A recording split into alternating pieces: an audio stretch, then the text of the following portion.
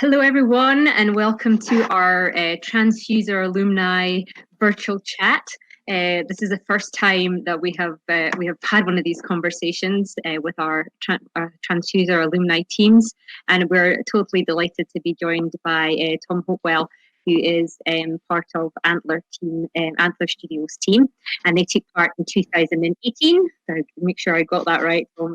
Yeah. So 2018, which is a couple of years ago. So really delighted that you could come on and have a wee chat. Basically, it's just an informal catch up on using the means of internet as it is, and our live streaming channel.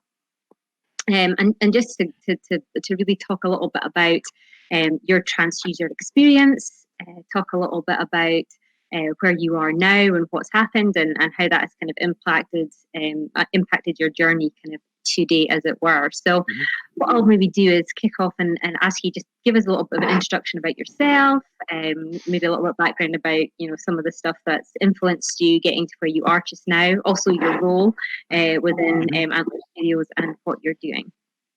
Yeah. So hi, I'm Tom. I'm the lead designer at Antler Studios, as well as one of the founding directors, which sounds impressive, but it's just I happened to be there when it started.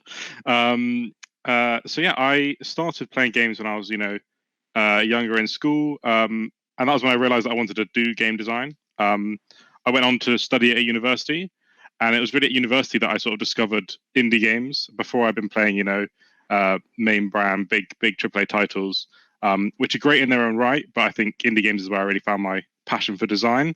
And it was then, at university that I started looking into making indie studio and doing all that sort of stuff. So that's sort of who I am. Yeah. So where were you based? What was the university that you were studying at, and what did you study? So I studied at Brunel University. I studied game design and creative writing, which was a weird joint honours degree. But I think I really found my passion in the game design side of it. Yeah, it's a really good course because it focuses so much on design and design theory. It's not a sort of vocational course where you kind of just learn some software. It's very much about design philosophies, how to create good design, and those sort of things, which really appealed to me. And now I'm a lead designer, so it's sort of good to see those skills coming through. Yeah. Cool. So I think Brunel is one of our local hubs. So is that kind of where you heard about Tranzfuser and how you kind of got involved with it? What was the kind of initial spark that kind of got you to take part and get involved? Yeah, so it's a strange one because it's a bit of a weird thing, but at Brunel they do a dissertation, so a final year project, which is a group project, which is quite unusual for a dissertation. Normally they're all individual, but because the course wants to promote the fact that game design is interdisciplinary, there are lots of different people on a team. You're very unlikely to be working in the industry on your own projects. So they have this group project, and what that often leads to is a Tranzfuser application. So they sort of said, this is looking really good, guys. You should be taking this on to Tranzfuser and other things. And so we kind of just applied, and that's how it kind of came about. Cool. So, so in terms of you're kind of pre-Tranzfuser, you're considering about what you're going to do. Were you thinking, okay, that's it, we definitely want to go and set up our own indie studio, or were you kind of all toying with the idea of, oh, maybe we'll go off into the industry, or were you kind of all at the stage of, oh, we don't really kind of know what we want to do, and let's just kind of give it a whirl and see what happens? There was a little bit of we didn't really know what we wanted to do. But what we really loved was the project, and we want to make this happen. So the company really got born out of the project rather than us wanting to make a company and then starting a project. So we were making Project Grove, we were loving it on the dissertation, subsequently on the Tranzfuser, and we thought this is something that we could take on and we want to make happen.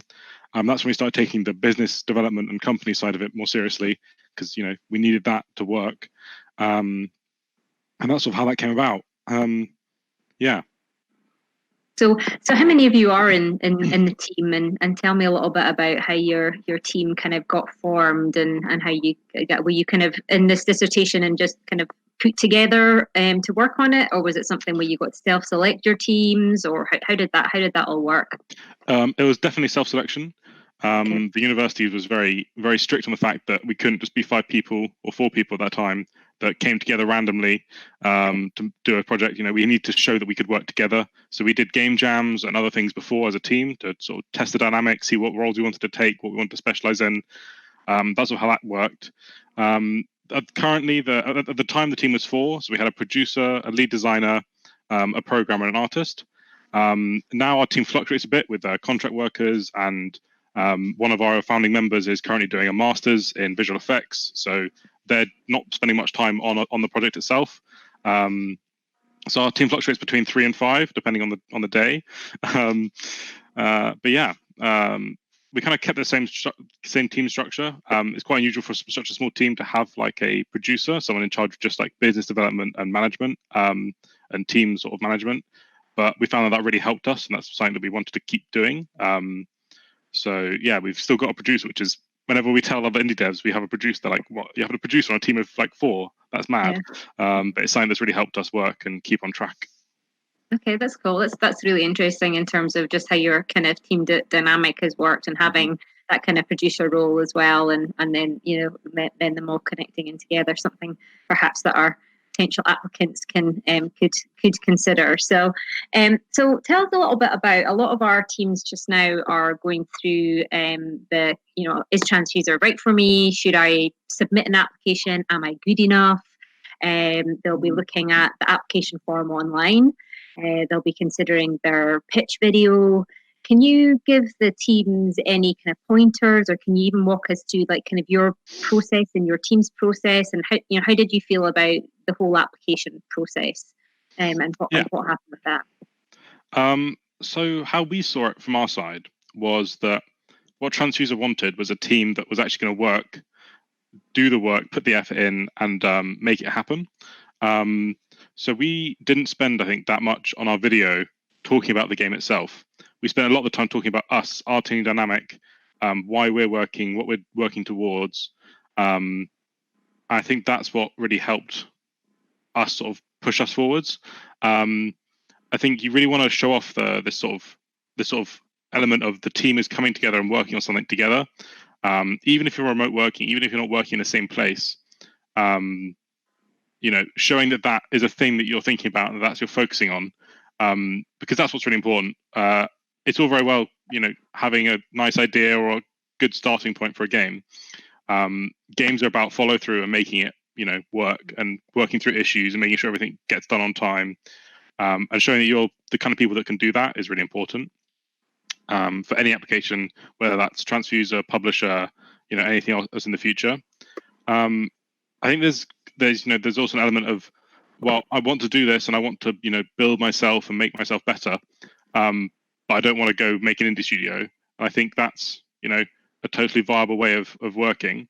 And I think having released games is the number one thing that will show that you're someone who could work in the games industry properly. So seeing Tranzfuser as like I'm making a project to release a game, to get myself out to build a portfolio of released products that I've done with a team to show that I can work in the industry at a professional level, is also a really good way to do it, and just make sure that you're clear on what your goals are. That's really interesting, because I think a lot of people maybe approach Tranzfuser and they're kind of like, oh yeah, we're a bit kind of like, we don't know whether we really want to go and set up our own commercial studio or whether we really want to do that. But it's it's really key as part of creating a portfolio and creating your final pieces, that you have evidence to demonstrate. So whether it's something that's just proving to yourself that you can actually complete the project and do it, and then giving that confidence and boost to go on and try and maybe set up an indie studio, or whether it's a case of you get to the end of the competition and you're just like, well, actually this was really great, this was an interesting experience, I've created all these tools, I have these skills, and now I can then go and funnel it into the next steps in my career. And so I think that's a really important point about taking part in Tranzfuser. Yeah, we hope that teams will go on and and set up indie studios and be successful, but also a number of them won't, and we recognise that as well. So it's how can we help you in your next step with your career development and your portfolio,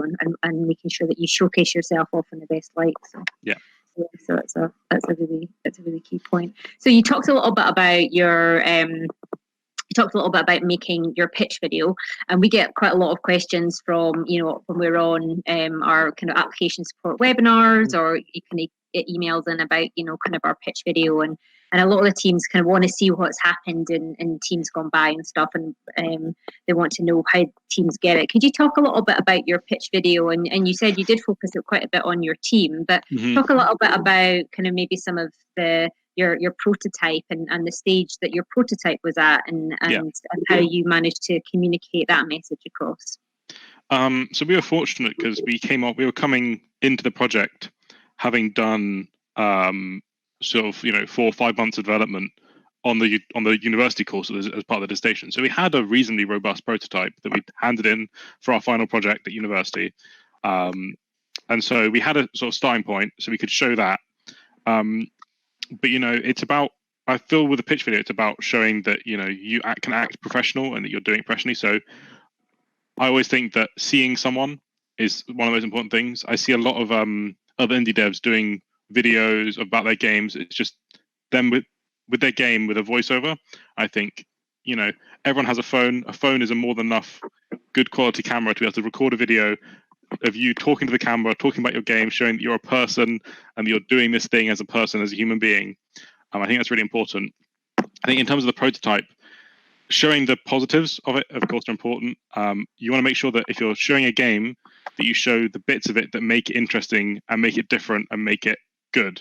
I think as an indie game, which all these projects will be, I really would be surprised if anyone was applying with a AAA title. You've got to have that sort of spark, that flair, that little thing that shows that you're different to other games, because that's how you draw people in with indie games, especially if you're a new company. A new company doesn't have a fan base that will buy their game just on the fact that they made it. They don't have high expectations of a game because they haven't made anything before.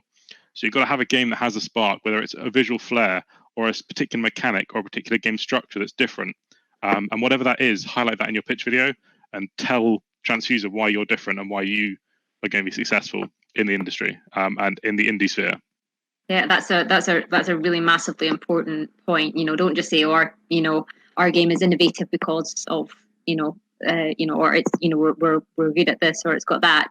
Demonstrate exactly what it is. Let us see what your thoughts are on innovation and creativity, and really what does make your game different and stand out in a crowd as well. So yeah, that's a super good. And make sure you do your research, because if you go to a pitch and say my game's innovative and different because of this, and then the person listening to the pitch has seen that a million times, that not only shows that you're making a game that isn't innovative, it also shows that you don't understand the market. So make sure if you're making a game in a genre, look at videos, play games as much as you can in that genre, and understand what makes your game different and what's the tropes of that genre are. Yeah, again, another key point as well. Understand whether you're going to take your game and it's going to make millions of dollars for you and pounds for you or whatever else. If you're saying it is innovative and it is different, then check and see what's out there, and make sure that there is something that is different and it does stand out about it. And that's a key thing that we do talk a lot about during Tranzfuser, and we do quite a bit of hopefully honing and developing and helping teams to see where do they fit within this market. And how is their game going to be stand out within quite a competitive space as well. So it's good. Yeah. Tell us a little bit about, we speak a bit about the kind of the project and the project management element of that, kind of managing the scope of your project. I mean, in terms of your game, it's quite a large scope, it's quite a large game, so how did you manage that during Tranzfuser, and how did you kind of I suppose grow it from there on? Because obviously you guys took part in 2018, and now we're 2020, and you're still in you're developing it, and you're generating lots of activity around about. So it's not been like something that's happened overnight as well. Yeah, exactly. So I think we've had a quite an interesting development path, because we had the university project, and in the university project we built the first quarter of the game. We just, from start to the first quarter, we just built it through, which was really helpful. It taught us a lot about the game, but we were very unhappy with the end product. We were like, this isn't what we want. The core concept and the core design pillars behind it are still strong and still great. So basically, after that first 4 or 5 months, we took the core code and everything else we just scrapped. The approach we took for the next sort of 6-7 months, including Tranzfuser and then also after Tranzfuser, was making a really, really strong vertical slice where we showed a bunch of different mechanics. We structured a clear playthrough where players got to see different elements of the game, interact with elements, and experience the experience of the game without having to play, start to finish. And so that's really what we did. So when it came to the showcase event for Tranzfuser, we had a vertical slice which showed how the game looked, how the game played, a lot of the different elements and the core elements of the game in sort of a structured way that people could just play through. In terms of scope management, I'd say for the first year of development, we were deluding ourselves with how much we could do. A lot of teams do this. A lot of teams think, "Oh, I can make 50 zones. It'd be fine." But you really can't. Really, with indie games, you want to be looking to make a game that you can produce and finish within a year. We've kind of followed through somehow with this larger project, and the scope is much lower than it was when we applied for Tranzfuser. Now that we understand that, but still, it's still quite a large game considering it's our first indie game as a studio. So do you think that's something that you've had to go through and learn rather than, we'll have people listening to this and they're like, yeah, scope. Do you think as a team, you actually had to kind of just go through that to learn that aspect, or do you think it's something that you can it's something you can just do after somebody tells you? I mean, we got told about 1 million times that our scope was too big. So as much as I'd like to say that, yes, you should listen to me, and if your scope's really big, you should cut it down.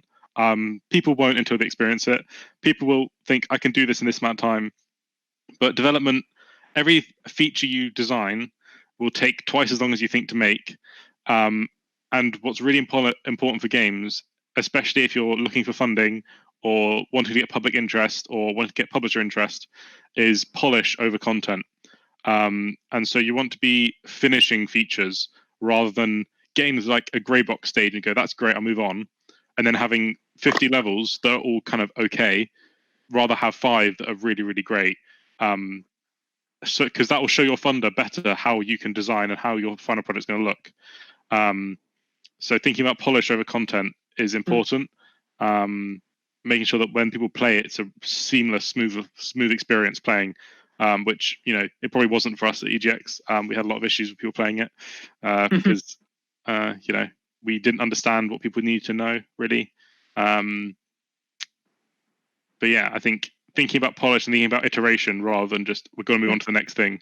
Make sure everything's right. It's not necessarily taking out, somebody applying to us and they have this idea for quite a large game. It's not necessarily about not achieving that. It's about actually breaking it down into small pieces so that when somebody comes to engage with it, whether it's a showcase event or whether it's a publisher or whether it's even just somebody who's coming to, a Steam page or something like that, where they can kind of really grasp, what is the thing that's making you, what is this game about?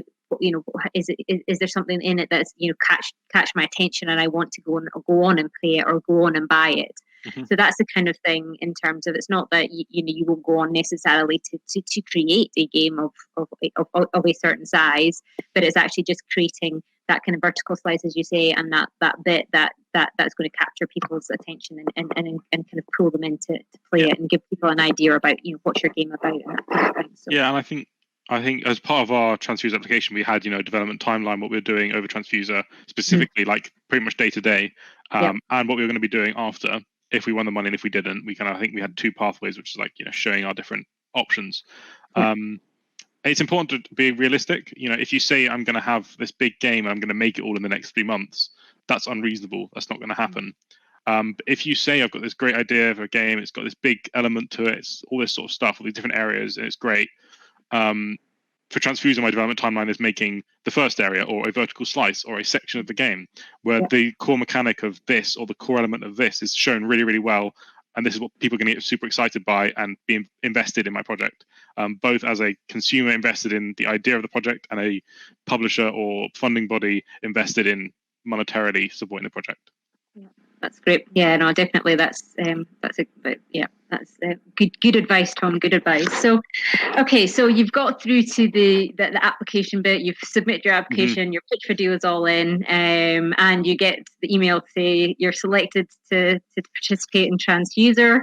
Walk us a little bit through about your competition experience and how you got on in the program, and tell us a little bit about your highs and some of the lows, and your learnings through the time that you had there. I think it was super fun developing during Tranzfuser, because I think it was one of the only times during our development so far that we've had like office space. Brunel, our hub, was really good, and they gave us a room with computers that all had the correct software on it, so we were able to work in there, do our work, and it was great. And like that whole sort of interaction of it kind of felt like having an indie studio, because we had a space, everyone was there working, and that was super exciting. So that was definitely one of the highs. I think both the biggest highs and the biggest lows came at EGX at the showcase event, because it was like the culmination, so everyone was very excited. The showcase event was like super fun, super amazing. It was our first trade show going as a studio, and so it was just super exciting, super cool. Players were both amazing. People play it and turn around and say, "Oh, I love this," and they'd be like, "That would stop your heart." Like, "Oh my god, someone likes my game." At the same time, some players were really ruthless. Some people would say, "Oh, it's broken. I don't like it," and you just accept that. Some people don't like your game. The most ruthless critics are players, even more so online. In person, people hold back a little bit more. As soon as you start posting demos online and stuff, you'll get ruthless feedback, and that's okay. Some people won't like your game. I think in terms of the actual development, it was just a really good experience. I think we learned a lot about the process of indie development through just doing it for 3 months in person as a group, because it's just different from university. It's different from anything we're doing now. But that sort of intermediate early phase of figuring out how development worked for us was really useful, and I felt like. So how is it different? How is it different from kind of the university experience? Because obviously you took your team from being in university, and then you've come over to Tranzfuser. So how was it? How was that different? Can you tell us a little bit more about it? The main difference as well, we didn't have like marking criteria, whereas at university they had marking criteria. Said your game needs to have these sort of things. They need to show us that you can do this, this, and this. And so we were trying to fulfill those. Whereas when you're making a game for the public and for release, you're not thinking about what it needs to have. You're thinking about what it needs to have to achieve a thing that you want. So it's a different mindset there. But the main difference was the fact that we were working full time on it. We weren't doing anything else. We didn't have other modules. We didn't have other assessments due in.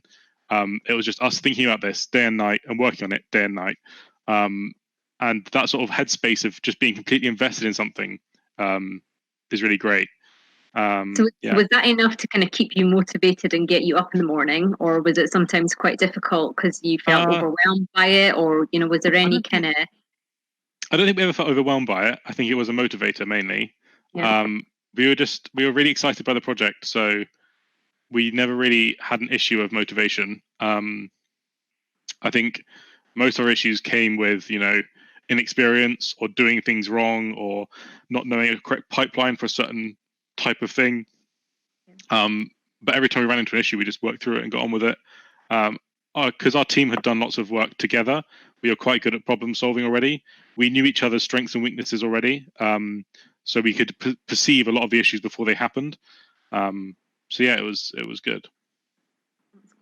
Did your team kind of have run into any kind of issues, or did you all kind of get on quite well with each other during the? Yeah, I mean, I think in terms of like personal issues, not really. Of course, if someone didn't work for 2 days, everyone else would be like, "Why aren't you working for 2 days? What are you doing?" I think now we understand more about the fact that people need rests and need breaks, but at the time we didn't. We were like, "Got to work every day, every second." You had to be like, okay, so you're full on kind of. Yeah, each of us were, slave driving the others. But I think the main issues we had were around, technical difficulties, not knowing pipelines for assets properly. Mainly our issues around optimization. We'd had no idea how to do it at all at the time, and so we just chucked loads of assets into the level and went, "This looks great, it's beautiful," and then it just didn't run, and we didn't really know how to approach that as an issue. So I think learning as much as you can as soon as possible, and making sure that in terms of working as a team, making sure that everyone in the team knows the software. So if you're using Unity or Unreal or anything else, make sure that everyone in the team has a base understanding of how that software works, and how to integrate things into that software, and it'll just make everything so much quicker. Because there won't be any redoing assets that didn't work. There won't be redoing any code that doesn't fit anyone else's design. Everything can just be as seamless as possible. So do you have kind of a team member who kind of took on that within kind of the application form? We asked, somebody who was yourself who submitted the application. Did you kind of maintain the kind of that leader role, or was it a bit more fluid than that in your team and a bit more organic? Or how did you balance those kind of roles in terms of if there was a difficult decision to make, who would take that decision? We are quite accepting of arguments and friction, all that sort of stuff. We are all very, I think, professional about how we do things. And so, we often have contract workers come in and say, "You guys are always fighting." And we're like, "Well, yeah, that's how you get things. That's how you sort things out."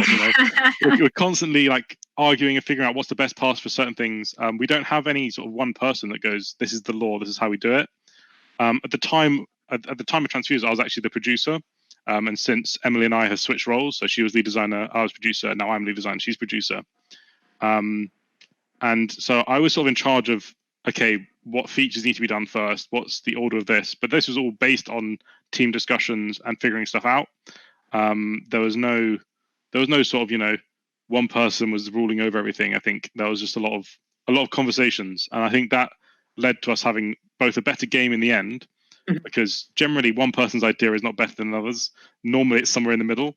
If you've got a team of people that you think are all good, if you have a middle point between all of them, that's probably normally a good bit of design. So don't be afraid to argue and have discussions. Just make sure everyone understands, it's not personal. I'm not telling you that you're bad at what you do. I'm telling you that I think it should be done this way, and this is why. So yeah, be open to arguments. So it's quite interesting that you and Emily kind of swapped roles. What was the kind of, what kind of catalyst that to happen? How did you decide to do that? Was it just something that naturally kind of seemed to fit, or was there a point where it's like, right, actually we need to change this? It was mainly a natural they seems to fit. I was getting much more interested in the technical side of things and level design and building up environments in Unreal, and I was really excited by that. And also I'm not very good at the business development side of things. I have an understanding of how it should be done, but Emily's much better at getting it done. So there was just sort of a natural reason that it should be done. I also, as you saw in the background, Harry, our lead programmer, I live with him, so it's much easier for me to integrate my work with him than it is Emily. And so it's just sort of a natural switch, I think. Cool. It's good to see. I think there's been, some of the stuff that I've observed with teams is that they have kind of swapped roles during the kind of Tranzfuser and recognized actually, I'm really enjoying this element of it, but this element, I'm just not, it's just not flowing for me. It's just not my groove. So, and then there'll be somebody else who can do that, and recognizing, each other's skills and talent and where they can excel. So it's, it's good to hear that, that you guys have managed to figure that out and the shape and evolving of your team as well. I think the biggest thing you need to learn as a small indie team is that you can't just do your one thing. Everyone in the team is going to become a generalist. Our lead programmer, for example, does sound design and a bunch of other things, particle effects. I do some assets and level design and other things, as well as recording and editing, voice acting. Emily does UI design and all this other stuff, as well as business development. No one has just one role in a small team. Everyone's a generalist with a specialization. So find other things that you can be learning and doing and getting better at the same time. It's really important. So there's quite a few of our teams this year will probably be working remotely due to just what's kind of happening in the country with the COVID-19 stuff. Can you give us the many kind of tips to working remotely? You're saying there that, as a team just now, you guys are working remotely, and, there's a couple of you who, are obviously share accommodation together, so you're able to be together, and do more together. How does that influence the kind of working with the other team members, and how do you include, how do you ensure that they're included and that they're communicated with and all that kind of stuff? How do you guys work that? I think it's really hard. We've kind of developed our techniques. I can go through them now. number one is really strong documentation. If you make a decision, make sure it's written down somewhere. We still miss that out sometimes, but if it's written somewhere, someone else can go look at it and check at it. Make sure you have documentation done well. Second thing we do is we have a daily stand. So at 10 a.m. every morning, anyone who's working that day goes on Google Hangouts together, and we sit and we go, okay, what did I do yesterday? What am I doing tomorrow? Cool. And then after that, Emily writes up a report every week for any team members who weren't working that week or missed out on stands of what's been done this week, what's been getting done next week. We have a strong production timeline. We use Monday.com to keep track of all of our tasks, so everyone can see what everyone else is doing. And then I think, what else do we do?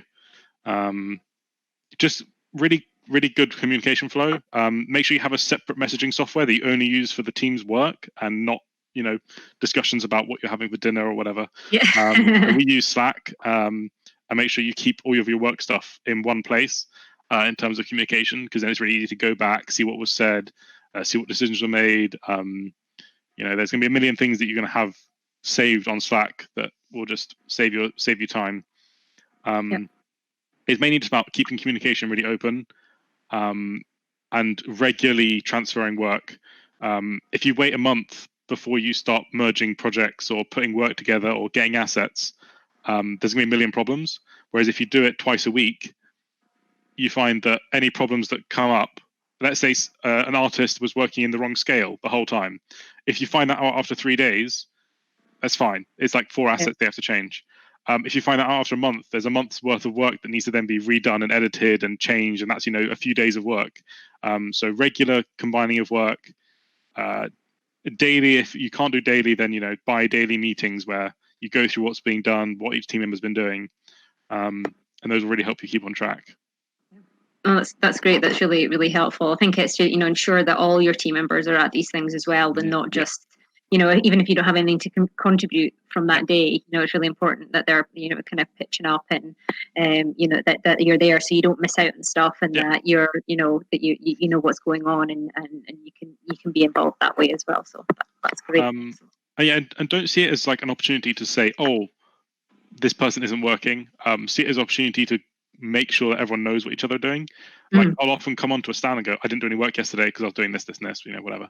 But it's important for people to know that whatever I was planning to do yesterday is now getting done today and moved up, so they can adjust their timelines.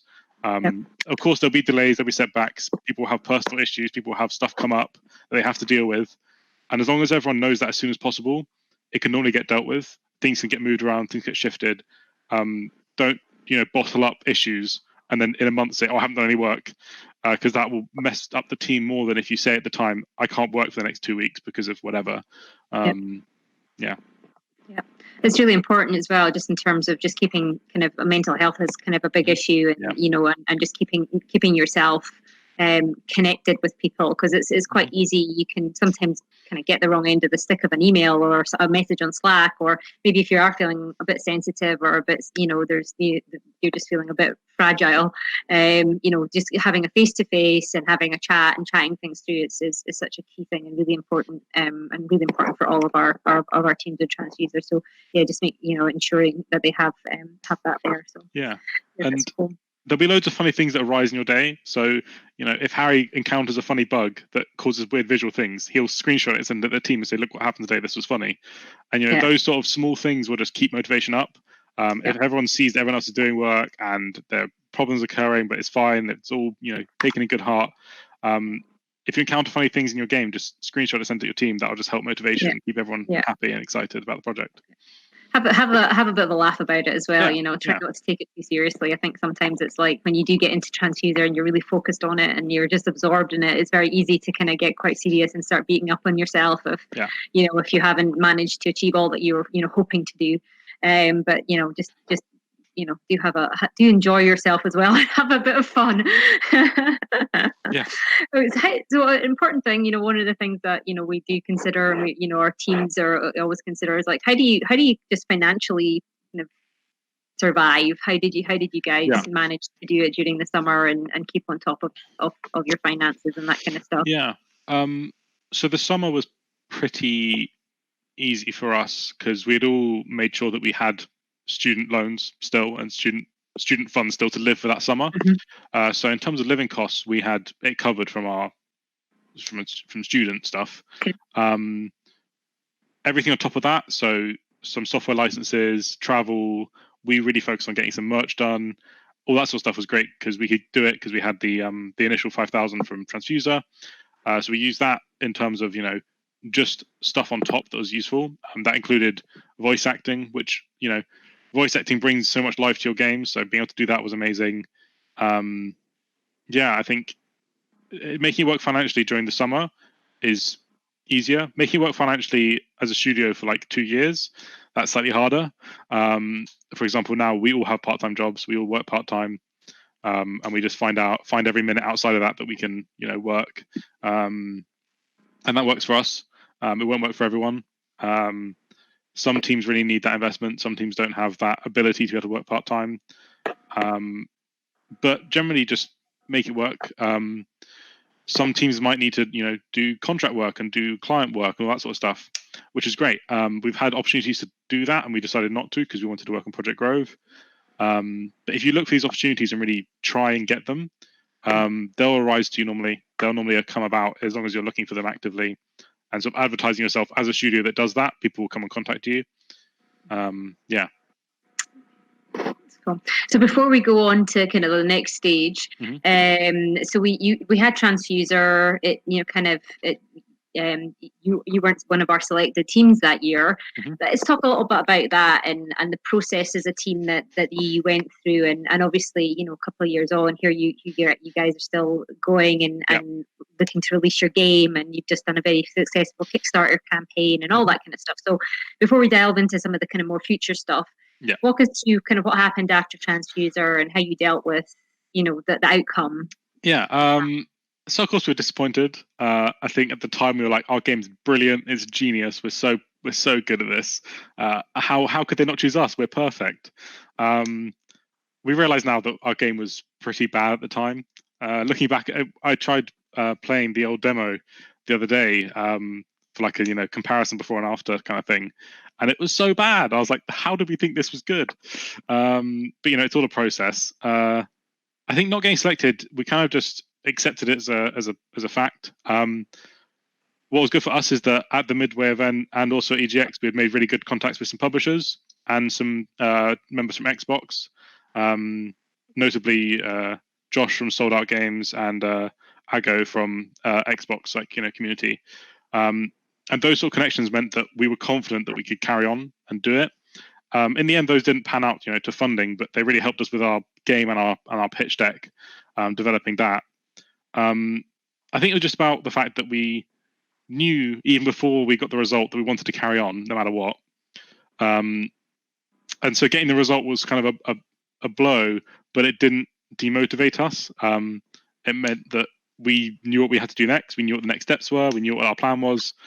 We had a plan in place for if we didn't get the money.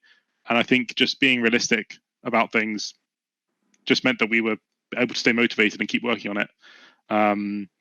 That's so encouraging to hear, because kind of for us as Tranzfuser and doing the program and stuff, and seeing a team who who is continuing on, and they had a plan in place to which was considering, right, okay, if we get funding, then that's great. If we don't get funding, then this is the next steps, and this is what we're wanting to see. And having that in place is obviously being very crucial for you as a team to be able to be still going and still surviving and more than that, and doing really well in terms of your indie game, and that's a really crucial point.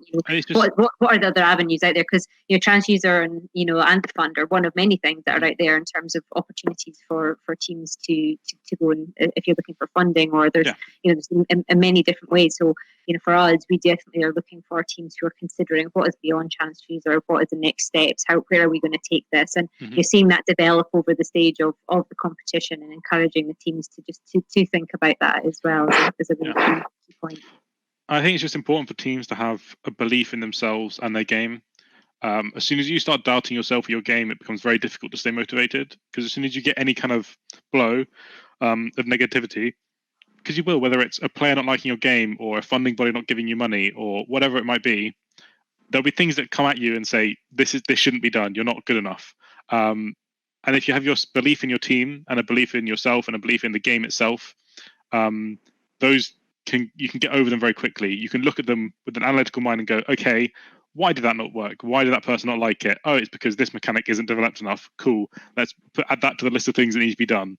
But I think it's just keeping a belief in the core concept of your game, and keeping belief in the abilities of the team will help you look at those failures and those blows to your confidence as analytically as possible.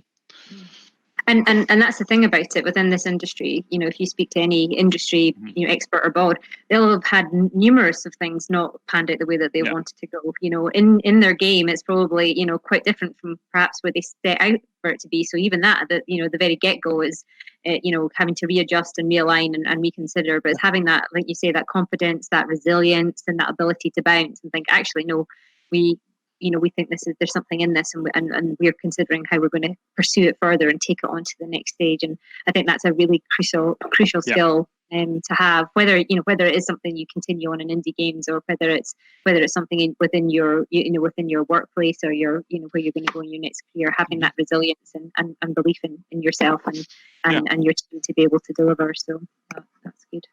Really good learning. So tell us a little bit about, your Kickstarter you've just done.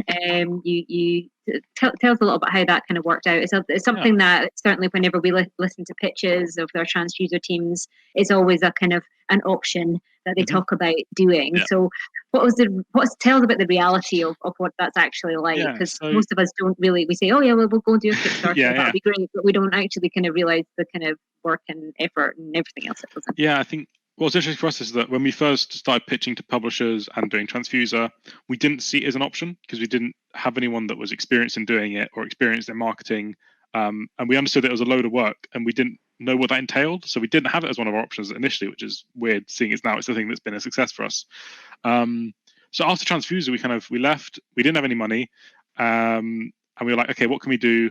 What can we think about? So we're like, we need to make the game more appealing to both our audience and our publisher. How can we do that? The main thing, basically, what we did over the next 3 months, which was led up to our showcase at DreamHack in Sweden, DreamHack Winter, was we completely overhauled the art style. And that was a complete eye-opener for us because we overhauled it to a stylized look. We spent a month dedicated to developing that style and going, okay, what's the rules of our style? How does it work? How are we building these assets? What's our pipeline? And we spent a month just doing that. And then we spent 2 months rebuilding the game from the ground up with those new assets. And that opened our eyes because suddenly we were posting on social media and people would be like, wow, this looks great. Whereas before it would be like family members and friends going, wow, this looks great. But now it was like strangers and the public saying, wow, this looks great. And that was, a big turning point for us. Was like, okay, we can get people interested in it by visuals alone, and then they'll play it and get excited about the mechanics. Whereas before it was always mechanics first, which is difficult because you tell someone this is the mechanic, and they go, oh, that's cool, but then they never play it because they look at it and go, I don't know if I want to play that. So what kind of happened was at these trade shows that we started going to, people would say, oh, when's your Kickstarter? Because they just assumed an indie developer with a new game would have a Kickstarter. And we're like, oh, we don't have one. And they're like, oh, you should. And I was like, okay, cool. And then we kind of decided that we wanted to do it. So first thing we did was we hired a community manager, and Lauren, she was amazing. Her one role was to build a community and lead that into a Kickstarter. She had never done it before, but she had a few years of experience working as, doing marketing for different companies in different industries. And she jumped straight into it and did amazing work. Kickstarter is all about research. We did, months of prep. We started prep for our Kickstarter in October, and we launched it end of January. So, we put a lot of time into preparing, researching, figuring out our rewards, figuring out what we could offer, figuring out how much money do we need, all these different things. I think in terms of what you need to do before a Kickstarter, the key things that I see a lot of people not doing, which is normally why I think Kickstarters fail, is not releasing something that people can play. Games now on Kickstarter, there's an expected quality that's much higher. When Kickstarter first came about, people were giving money to just concepts and ideas. That doesn't happen anymore. Rarely, unless you're an established person on Kickstarter that's done multiple successful Kickstarters and released games, you can't say, I'm going to make this game. It's a new thing. Please give me money. That won't work unless you have something that people can see and play, and it's about 70% of the way finished. You shouldn't really be showing anything to the public for Kickstarter that isn't about 70% ready to go. Doesn't mean you have to have 70% of the game, but if you're showing a level, show a 70% complete level, not a 20% complete level. Social media, it's just, it's a really basic thing, but make sure you do it, and make sure you do it every single day, or at least every single other day, and build up people. Research hashtags. What hashtags are good for indie games? What hashtags are good for my genre? All these sort of basic things. The free demo I covered. A big thing which we didn't really realize until a bit too late, which is I think where we struggled a bit on our Kickstarter, was it's the getting influencers to play it, contacting early, using things like Keymailer and setting that up properly to make sure that influencers get to play it. Everyone we spoke to that had successful Kickstarters said we had huge booms. Every time a medium or large person played it, we would have a big boom of backers because someone would see it and go, oh, that's cool. The person that I like on YouTube or Twitch is now playing my game, or playing this game that I think looks good, and they like it, so I'm going to back it. So getting that set up early, as well as a Steam page. Steam page is quite, it's quite a bit of paperwork to get done. You have to figure out your VAT number. You have to get various things from HMRC to work. But getting that set up early really helps, because as soon as they can see it on a store page, it becomes more real in a consumer's mind. Whereas if they just see a Kickstarter page, they go, oh, are they going to do it? There's been a lot of horror stories about Kickstarters not succeeding and then they're not making the game. So making sure that you look and act as a professional entity. Don't act like, someone who's, oh, I'm just making games for fun. You're a company making a game. Someone's giving you money to make this game. Act professionally. I think those are sort of the big things you need to do before. It's a lot of work, prep work. People think that you just turn up and you start a Kickstarter and people start giving you money, but there's you should be thinking about your Kickstarter and setting it up at least like 2 or 3 months before it, and the longer you can start doing stuff before, the better. I think those are the main things for the before. Do you have any questions about that? I kind of rambled for a bit. No, I think it's good. I think one of the things that I was kind of really resonating with, again, is something that we hear a lot of pitches is like, oh yeah, we're going to set up on Steam. We're going to sell it. We're going to distribute our game through Steam. And it's something that it takes time, it takes effort, and it takes a bit of research and understanding about why are you going to use this platform, and what do you need to be able to do it, and are you going to be in a position to be able to do it within the 6 months that you have to do if you're planning to launch your game within X amount of time. So demonstrating that you have done the research on it. If you are going to talk about in a pitch, or we're thinking, either say we're thinking about maybe doing a Kickstarter, or we're considering Steam, don't talk about it unless you're actually considering doing it, because these things take time and they take effort, and that's time away from your game dev, and it's time away of your team, and it draws people in. So if you are planning to do that, demonstrate to us through your kind of your projects and your project planning how you're going to incorporate that into your time as well, and your dev time, because all these things take time up, and it's new, and you're doing it for the first time. It's really good to do it, and it's not to say to not do it, but be aware of the timing that these things take to do, and what some of the key tools. There's there's loads of stuff on videos about people who have done Kickstarters or set up on Steam, or all that kind of stuff. You can run through the kind of the basics of doing it, and and what you're going to need, so you have an awareness of what it is. It's not just a case of a kind of a bit of a pipe dream and something that you all just kind of sat around the table and thought, let's do this. So you've done your kind of your pre stuff. What happened whenever it actually launched? Was it anything like your preparation, or was it as you expected it to be? I think that point you made is really key, which is it's time out of development. We scheduled no development time for the month of our Kickstarter. Right. You didn't have any of the team members working on the game during the month of the Kickstarter. We had everyone on social media, on Kickstarter, on doing interviews, doing live streams, doing whatever else, chatting to people, talking about the game, replying to questions. You need to have at least sort of one team member that's online all times to be able to quickly reply. Because we had a lot of backers in the US, for example, and they would ask us questions at 4 a.m, and we made sure that someone was awake to answer them. Because because if someone asks, oh, this reward on Kickstarter, what is it actually? And you say, oh, it's this. The amount of times that we saw us reply to a question and then within 15 minutes then back the project was like an 80% success rate. Most people that ask questions and then we answered quickly would then back. Because they just like to see the fact that we're interacting with them, we're being upfront and honest, we're telling them what things are, and that interaction is often more impactful to a backer than anything you can say about your game. So making sure that people that are always there talking.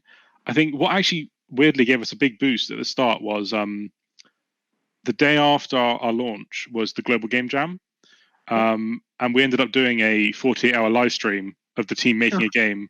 For the Global Game Jam, and we, had loads of people come in and asked about the Kickstarter.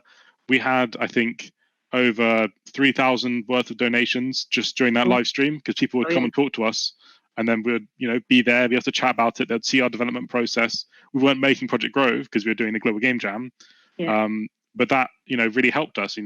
Doing live streams is a really good way of doing, that community because it's live and they get instant gratification on their questions. Always have content ready to post. Just start making a backlog. Take screenshots of your game. Think of funny captions. We have a whole channel in Slack that's like dedicated to thinking up captions, thinking up what to post. And just be active. Reach out to other Kickstarter campaigns. Indie devs are really a community-based thing. Everyone's very happy to help and chat and talk to each other, which I think is really important. I think we had some really big help from people like Deliver Us to the Moon and Everspace, who were, super helpful, both pre-Kickstarter, helping us figure out our campaign, and also during Kickstarter, doing cross-promotion, talking to their, publishers, their backers about us, and spreading the word, and that was super helpful. And just like how now we have smaller campaigns coming talking to us, I'm like, well, we don't know, we just kind of did it. And then, us giving us, this sort of conversation where it's like, well, these are things we did, these things we found worked, these didn't work. And I think it's just a community-based thing. And as soon as you kind of get into that community and start talking to people, you realize that everyone's just happy to help and everyone wants to see each other succeed. So yeah. I think so in terms of your kind of community for Project Grove over the kind of Kickstarter period, how did that grow exponentially, or is it just been a kind of gradual growth, or was there anything kind of that it's going to be kind of surprising to you with that? I think it was pretty slow and steady growth. There was a few spikes during the start of the campaign, during the end of the campaign. I think the biggest thing that we found is that while social media is great for people looking at your content, social media is not good for that two-way conversation. So, for example, we have a Discord channel, and that's where we spend most of our time talking to our backers and talking to our community, because those sort of places are much more conversation-based. Social media is great for them to go, oh, look, they posted a new thing, that looks pretty, or that new feature looks cool, but there's not much interaction back and forth there. Having a place, whether it's on Reddit, I think it's another good place to do that, or Discord, or whatever else. Just for people, just have channels that say questions, because as soon as someone feels like they're allowed to ask a question, they will. And it's that's a really good place to do that. That's cool. That's good. It's kind of. It sounds like you have to there's so many places that you have to reach out to and have the time and have the resource to be able to do that as well. I think that's really, really key things as well. So that's good. So you reached your target with your Kickstarter. So what's next for you guys as Antler Studios? Where do you see things going in the next wee while? Yeah. So reaching your goal's great. Make sure you take a breath afterwards. We took a breath. It was a very stressful 2 months. Leading up to it and doing it. So just take a breath afterwards. Take a few days to get okay. We did it. Cool. I think next for us is development of the game, and don't be like, we're not being afraid to, and don't be afraid if you are another indie developer to look for other funding. Kickstarter backers aren't going to go, why are you looking for the funding? We gave you money. Kickstarter backers want it to be the best game possible.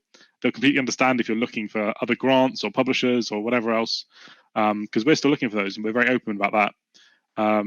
because there's always a better version of the game that we think we can make, and so yeah, I think what's next for us is development on the game, and we want to be able to build the team size up. We want to be able to get more people involved because we've loved the collaborative working aspect of our work, and we think the more people that we think are good that we can have in our team, the better the product's going to be in the end. So I think for us, it's growing the team, growing our studio, and releasing Project Grove. Those are the sort of our key features of the next year or so.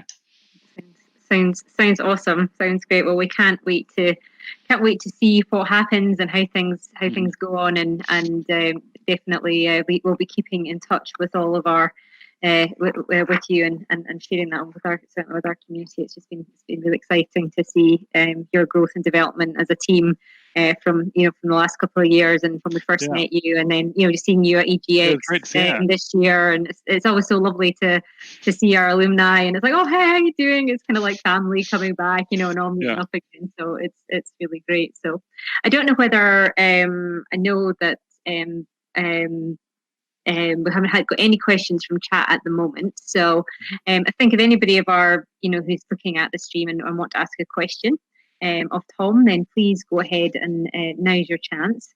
And if not, then we've had a good time of chat and finding out about how you've your Tranzfuser journey and how that's been influenced over the last couple of years as well. So I suppose all it says for me is thank you very much for your time, Tom, and all the best. Say hello to the team for me, and we'll be in touch. Thanks very much.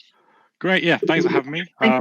It was great, and if anyone's got any questions, either ask here or message me on Discord. What's your do you have a handle that you can share, or we'll maybe pop that up after we'll maybe organise to have that there, or maybe just say it now, and then we'll get the electronic side. On social media we're _studios on pretty much everything, so just message me on there. I'll see that, and if you have any questions about Kickstarter or Tranzfuser or indie development or anything, or even if it's the design questions, I'm happy to talk about that. That sounds great. Excellent. Okay, well, make sure you go and check out Antler Studios game, and keep tracks of it. And we'll certainly be updating it on our Tranzfuser website and on our Twitch and our Twitter feeds as well. So thanks very much, Tom, and thank you everybody for tuning in, and we'll look forward to our next virtual chat with our next Tranzfuser Alumni team. Thanks now. Bye.